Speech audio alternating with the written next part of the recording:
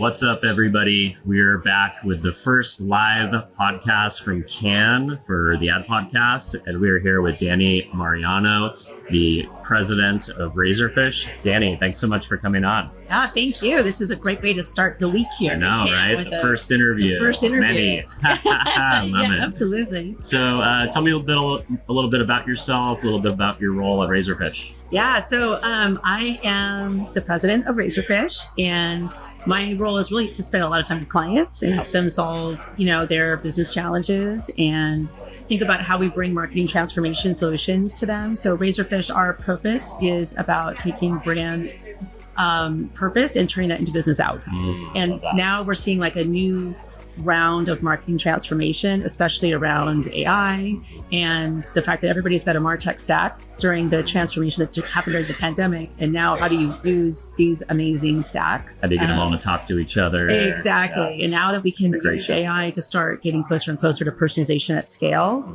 how do you actually do that?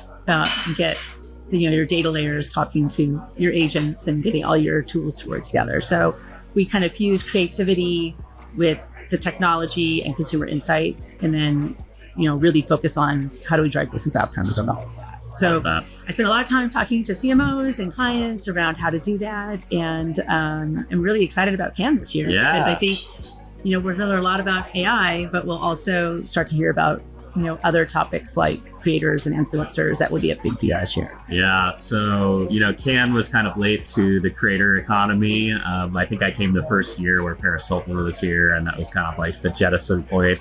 You guys have an activation or presentation at the Palais this week around the creator economy. Do you want to give us a little sneak peek about what you guys are going to be talking about? Yeah, so, we are very excited that we were selected to be in the creator track on the rooftop.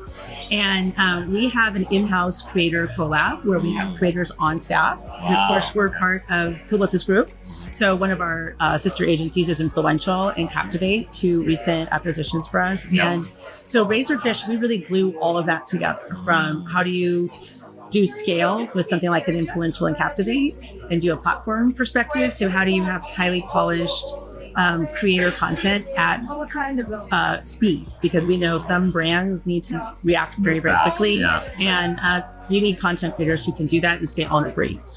So at the Palais, we're going to be talking about feed dating, which is like speed dating, but for your feed. And how do you make sure that, you're matching up the right content with the right brand messages and the right audiences. And we're so excited to have not just our one of our leads from our internal creator collab at Razorfish. She's going to be moderating with two of our influencers that we've worked with in the past, and really talk about how do you get the content right and how do you make sure that it's popping in the feed when there's so much doom scrolling going on and you really have to break through and get attention. So it's kind of a how-to to make sure your content is on par and breaking through. I love that. So you hit on some really important notes there. I love this concept of you guys bringing creators in-house as part of the agency.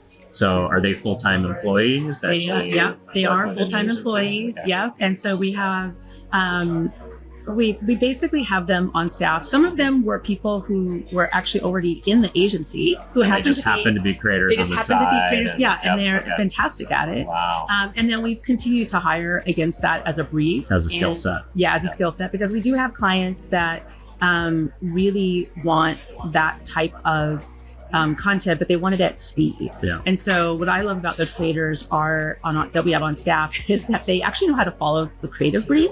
So you don't end up with a bunch of stuff that the brand can't. They can design a brief that is easily digestible by creators because they've been there, done that. That's right. They know maybe the things that will make a creator more excited to work with a brand, maybe be less expensive because it's a cool campaign. It's not just doesn't feel like a commercial or a branding exercise. Right. It feels like an activation.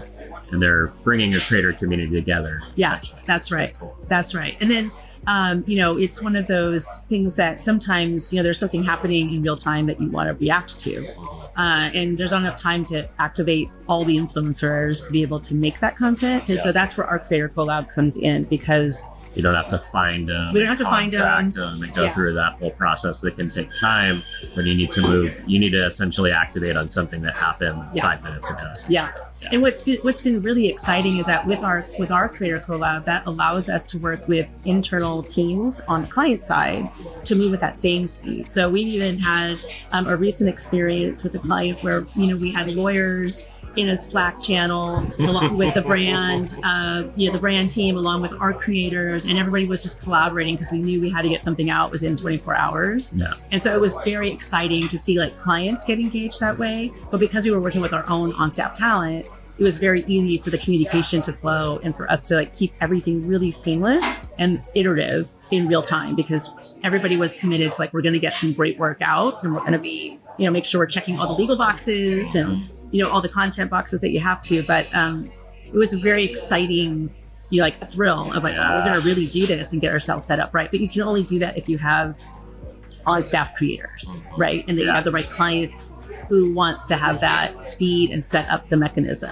Yeah, it reminds me a little bit of like Oreo Dunk in the Dark all over again, right? The like brands as a newsroom and kind of thinking it from that studio newsroom approach, but now thinking of it through the lens of the creator economy versus like in-house content creation teams. Yeah. Social media managers, all those, of course, those people are important for identifying the opportunities and the insights. So can you tell me a little bit about what you guys, it wouldn't be an interview if we didn't talk about AI, but I think this is a very applicable component of it. You mentioned the recent acquisition of Influential, and was it Aspire IQ? No, Captivate. Captivate, that's right. Yeah, okay.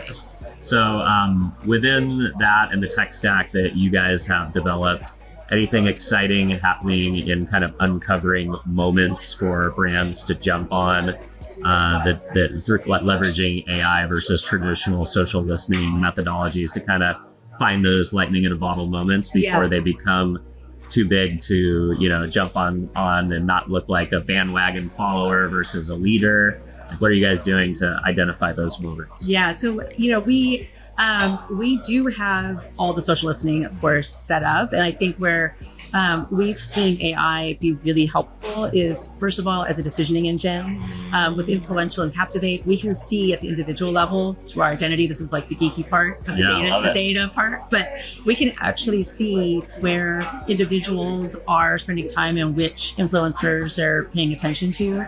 And so with those platforms, we can now buy media through the influencers against specific individuals. Wow, so that's pretty exciting from a AI data. That's an audience modeling perspective. Exactly. Essentially being able to build communities to target based on the influencers following. That's right. That have engaged with their content, watch that content. So I think that is huge, and being able to think of it through the lens of a media plan, like getting it on the flow chart of, that's a component of your media program, and then we can take that all the way through to CRM, so you can get your paid and owned, get everything connected through identity, and do that through an AI decisioning engine that allows you to do that planning of how are you going to get the maximum ROI. So that's like from an audience perspective. Yeah, I love that. And then from the point of identifying trends and those kinds of things, we do tons of social listening. And I think there's some early work we're doing in terms of trying to understand, like predicting what is going to take off. I think for us, we're more interested in not being a follower, but actually shaping culture. So actually making those moments. And so that's where we're focused with clients in terms of how do we not be a follower or just like jumping on the bandwagon? Because I think it's overdone. Yeah, good point. And people are smart. Like they know that what's happening of like, oh, you're just tacking on. Sometimes a brand can authentically do it, but sometimes it can even cause negative response if it feels contrite. Yeah, absolutely. We're just like bandwagon. Yeah, like, oh, of course, everybody's jumping onto this. I feel like it's everybody who has, corporate responsibility and, but Earth Day now it's like, okay, well, we should be doing this year round, not just in April. So it should be a sustainability plan, not a holiday or a marketing calendar. Exactly. So I think that's where we're really focused, is understanding brand and cultural moments and shaping culture versus following trends. Awesome. So you have another panel this week about loyalty. Yes. What's interesting? What's going on in that space that we should know about? Well, it's going to be a fun one because we've got Marriott and Oh, who's the other one? Yeah. 7-Eleven. Oh, nice. Who have very different approaches to loyalty, and absolutely fascinating. One of the things that we talk to clients a lot about is that loyalty point programs are kind of dead, just to be provocative. Okay. And what we're seeing is that these loyalty programs that are really driven through the points that have really become discount. So and so that's a way of buying people's loyalty, like buying that next purchase. It's not true brand affinity. Exactly, yeah. So it almost feels like you're getting handcuffed, or you're getting forced into a relationship that you can't get out of it if you want to. That's right. It's like it's locked in. It's not love. It's locked. You're being locked in. Yeah. And so we want to shift the conversation to earned loyalty. Exactly what you're saying. People want to be with brands that have earned their loyalty through experience, through all sorts of different ways of being part of the brands that they love. And so the conversation will really be around this shift with consumers that are looking for, especially when you look at Gen Z, and we spend a lot of time talking about Gen Alpha, who are really looking for brands that care about them and help them co-create, not just their own experiences as individuals, but they want to help co-create the brands. Yeah. So I think there's a big shift coming in how consumers want to interact with brands. Loyalty is a big part of that. So it's everything from how do you create fandom, to how do you think around how you do co-creation, to how do you bring emotions into the loyalty development with consumers. 80% of all decisions that humans make are emotion-based. But a lot of our programming and marketing can get very rational, very tactical, and transactional. Right. Yeah. So we're thinking about, how do we bring emotional insights and behavioral insights into our loyalty programming and planning? And we have an emotional architecture that we do for journeys now. So it's not just the buying points and the places where people are interacting with your brand messaging, but now what are the emotions that are going on across all of these? And the best example I always use is refrigerators, right? So, and Samsung's a big client that I personally work on. And, for a refrigerator, you could either be in a distress moment, like it broke. You got a freezer full of food and you need a refrigerator by tomorrow night. Yep. Or you could be modeling, your kitchen, and you're doing your dream kitchen, and you've got like months to sit in showrooms and then enjoy and dream and all of those things. And those are two very emotional journeys that you're on when you need to buy a very expensive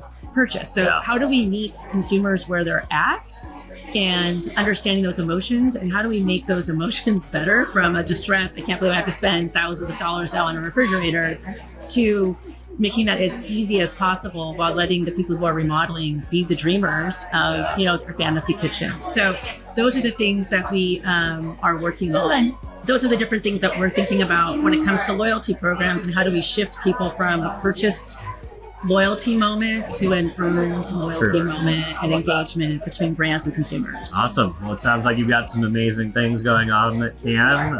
Thank you so much for coming on the show. Dani, if people want to get in touch, where should they learn more about Razorfish, or where should they look you up? Yeah, so I'm on LinkedIn, so you can always hit me up. And then our website is razorfish.com. And we've got great case studies up there. We've got all of our research up there that's free for download. And you can kind of see all the new events that are coming up for us. So we'd love to connect. Awesome. Thanks for coming on. Yeah, thank you. Cheers.